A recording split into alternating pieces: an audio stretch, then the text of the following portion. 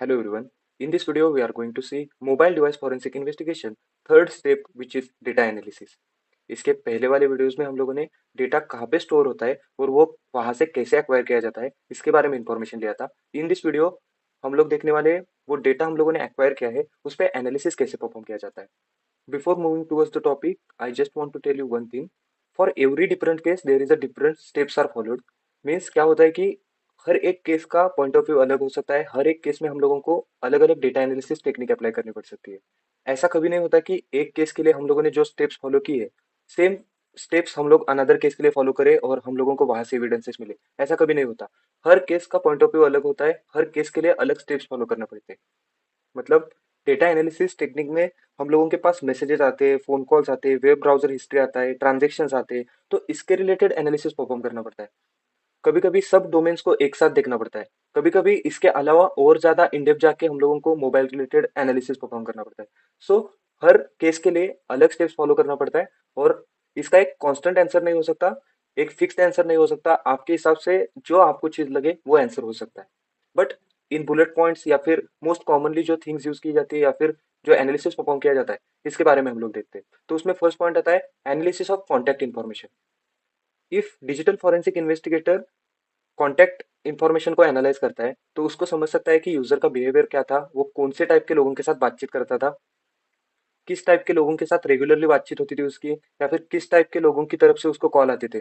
For example अगर मेरा device as a evidence collect किया गया है और उसमें देखते हैं कि बहुत सारे पॉलिटिशियंस का नंबर है, तो डिजिटल फॉरेंसिक इन्वेस्टिगेटर ऐसा समझ सकता है कि ये बंदे का पॉलिटिक्स के साथ कुछ तो रिलेशन है। या फिर बॉलीवुड वालों का नंबर है तो ऐसा समझ सकते हैं कि इसका कुछ तो इंडस्ट्री में काम होता रहेगा।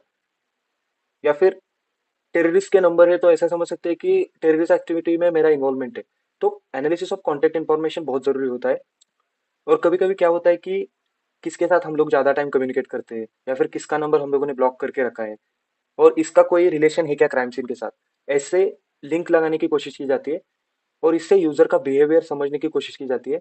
तो analysis of contact information is the basic और most important thing in mobile data analysis. Next आता है एग्जामिनेशन ऑफ करस्पॉन्डेंस। करस्पॉन्डेंस में हम लोग ईमेल कंसिडर कर सकते हैं, social media applications like WhatsApp, Instagram, Facebook consider कर सकते हैं, आपके मोबाइल का एसएमएस एप्लीकेशन कंसिडर कर सकते हैं।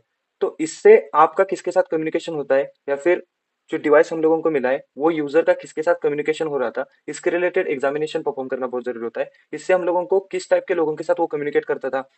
या फिर ऐसा समझो कि मेरा डिवाइस एज एविडेंस कलेक्ट किया है और उसमें व्हाट्सएप खोला और देखा तो सब ऐसे टेररिस्ट एक्टिविटी वाले इस ग्रुप है, तो एविडेंस मिल सकते हैं वहां से।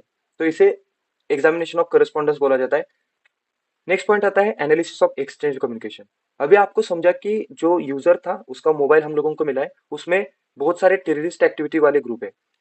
तो अभी उस ग्रुप में जाके उनका जो कम्युनिकेशन हुआ है उसको एनालाइज करना बहुत जरूरी होता है। कम्युनिकेशन यूजर के साइड से स्टार्ट हुआ था या फिर ऊपर वाली साइड से हम लोगों को मैसेज आ रहे थे या फिर मेल पहले किसने किसको भेजा था, इसके लिए एनालिसिस करना बहुत जरूरी होता है।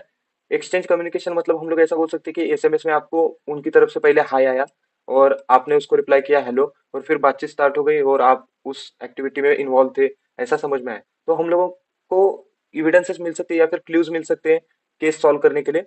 तो analysis of exchange communication most important thing है। और कभी कभी क्या होता है कि अटैकर जो होते हैं या फिर जो टेररिस्ट एक्टिविटीज में इन्वॉल्व होने वाले लोग होते हैं वो थोड़े से शातिर होते हैं। वो क्या करते हैं कि डायरेक्ट मैसेज नहीं भेज के उसको क्रिप्टोग्राफिक टेक्निक यूज करके मैसेज भेजते हैं। मतलब हाई को वो कुछ ऐसा भेजेंगे, उल्टा भेजेंगे, कुछ अलग ही कीवर्ड्स यूज करके हिंदी में भेज सकते हैं या फिर उनके लैंग्वेज में भेज सकते हैं। उसके रिलेटेड जो डिक्रिप्शन टेक्निक है वो रिसीवर के पास रहेगा, उसको एक्सेस करेगा। तो अगर ऐसे डिवाइसेस भी मिलते हैं या फिर ऐसे कम्युनिकेशन या फिर ऐसे चैट्स भी मिलते हैं तो डिजिटल फॉरेंसिक इन्वेस्टिगेटर के सामने एक टास्क होता है कि वो डिक्रिप्ट करे और उससे कुछ केस के साथ रिलेशन लग रहा है कि नहीं लग रहा, ये देखने की कोशिश करना एक टास्क होता है। और नाउडेज एक अलग ही तरह का स्कैम चल रहा है। जो अटैकर्स होते हैं, टेररिस्ट होते हैं, वो क्या करते हैं कि email ID and password share कर देते हैं। ईमेल आईडी एंड पासवर्ड एक दूसरे के साथ शेयर कर देते हैं और ईमेल आईडी का लॉगिन इस डिवाइस में भी रहेगा, इस डिवाइस में भी रहेगा। और सिर्फ इसको अगर इसके साथ कम्युनिकेट करना है तो इस ईमेल के ड्राफ्ट में वो मैसेज लिख के छोड़ देगा। बाद में ये सीन करेगा, मैसेज को चेंज करेगा। अभी समझो इसने हाई भेजा रहेगा तो ये ड्राफ्ट इसको भी दिखेगा, ये सिर्फ उसको हेलो में चेंज करके देगा और इसको समझेगा कि जो मुझे मैसेज भेजना था वो सामने वाले को समझाए, हम लोग कम्युनिकेशन स्टार्ट कर सकते हैं। तो ये लोग मैसेज सेंड नहीं करेंगे। इसकी वजह से क्या होता है कि एविडेंसेस नहीं मिलती है, और बहुत सारी जगह पे ऐसे ड्राफ्ट मैसेज मिलते हैं एंड वाले, बट जो पहले क्या कम्युनिकेशन हुआ रहेगा इसके रिलेटेड इंफॉर्मेशन निकालना मुश्किल हो जाता है डिजिटल फॉरेंसिक इन्वेस्टिगेटर के सामने या फिर साइबर क्राइम एक्सपर्ट के सामने। तो ऐसे अलग अलग टेक्निक्स यूज किए जाते हैं, और अटैकर जो होते हैं या फिर हैकर जो होते हैं, टेररिस्ट जो होते हैं, वो ऐसे टेक्निक्स को रेगुलरली इंट्रोड्यूस करते हैं, यूज करते हैं, बाद में छोड़ देते हैं। कुछ पुराना टेक्निक भी यूज कर सकते हैं, लाइक पुराने सेल्युलर डिवाइस यूज करके या फिर सैटेलाइट फोन यूज करके वो कम्युनिकेशन स्टार्ट करते हैं। इसकी वजह से क्या होता है कि एविडेंसेस मिलने के चांसेस कम हो जाते हैं। स्मार्टफोन में कैसा होता है कि स्मार्टफोन सिम कार्ड के साथ कनेक्ट होता है, जीपीएस के साथ कनेक्ट होता है, तो उससे एविडेंस मिलने के चांसेस होते हैं। या फिर सोशल मीडिया एप्लीकेशन हम लोग एक्सेस कर रहे हैं तो उसका डेटा थर्ड पार्टी सर्वर पे जाता है और फिर वहां से वो रिसीवर के पास चला जाता है, तो वहां से भी एविडेंस मिलने के चांसेस होते हैं। इसलिए जो अटैकर होते हैं, हैकर होते हैं या फिर अनइथिकल लोग होते हैं, ये ऐसे टाइप के एक्टिविटीज या फिर ऐसे टाइप के टेक्निक्स ढूंढने की कोशिश करते हैं। नेक्स्ट पॉइंट आता है डिस्पोजिशन एनालिसिस। डिस्पोजिशन एनालिसिस को हम लोग एनालिसिस ऑफ डिलीटेड डेटा भी बोल सकते हैं। डिलीटेड डेटा कैसे होता है या फिर डेटाबेस से वो कहाँ चला जाता है, इसके रिलेटेड वीडियो हम लोगों ने ऑलरेडी देखा है। डिलीटेड डेटा ओवरराइट करने के बाद रिकवरी पॉसिबल है कि नहीं, या फिर डिलीटेड डेटा चला कहाँ जाता है, या फिर कौन से टूल यूज करके उसको रिकवर किया जाता है, इसका सब इंफॉर्मेशन हम लोगों ने एक फाइल रिकवरी वाली वीडियो में लिया था। कभी कभी क्या होता है कि यूजर जो होता है वो एप्लीकेशन यूज करता है और काम होने के बाद डिलीट करता है। एप्लीकेशन हो सकता है, इमेजेस हो सकता है, वीडियोस हो सकते हैं, ऑडियो फाइल्स हो सकते हैं, कुछ भी डेटा वो काम होने के बाद डिलीट करता है। तो डिजिटल फॉरेंसिक इन्वेस्टिगेटर का काम होता है कि डिलीटेड डेटा से कुछ एविडेंसेस मिल रही है या नहीं मिल रहे, ये देखने की कोशिश करना। कभी कभी क्या होता है कि यूजर ने या फिर अटैकर ने एप्लीकेशन ये आपके सिस्टम पे डाउनलोड करके आपके सिस्टम पे अटैक परफॉर्म किया रहता है, और ये एप्लीकेशन जाते टाइम वो डिलीट करके चला जाता है, या फिर यूजर भी कोई अनइथिकल एक्टिविटी परफॉर्म करने के बाद ये एप्लीकेशन डिलीट करता है। बट इस एप्लीकेशन के रिलेटेड डेटा आपके सेंट्रलाइज डेटाबेस में या फिर आपका जो स्टोरेज डिवाइस होता है उस पर स्टोर्ड ही रहता है। तो हार्डवेयर फॉरेंसिक परफॉर्म करके या फिर सॉफ्टवेयर फॉरेंसिक परफॉर्म करके आपका डिलीटेड डेटा निकाला जा सकता है। सो डिस्पोजिशन एनालिसिस परफॉर्म करना एक टास्क है in front of digital forensic investigator, और यहाँ से meaningful evidences, knowledgeable information digital forensic investigator को मिल सकती है। तो इतना सारा बेसिक सा information mobile device forensic investigation data analysis stage में आता है। फॉर एवरी डिफरेंट केस हम लोगों को अलग वे से सोचना पड़ता है।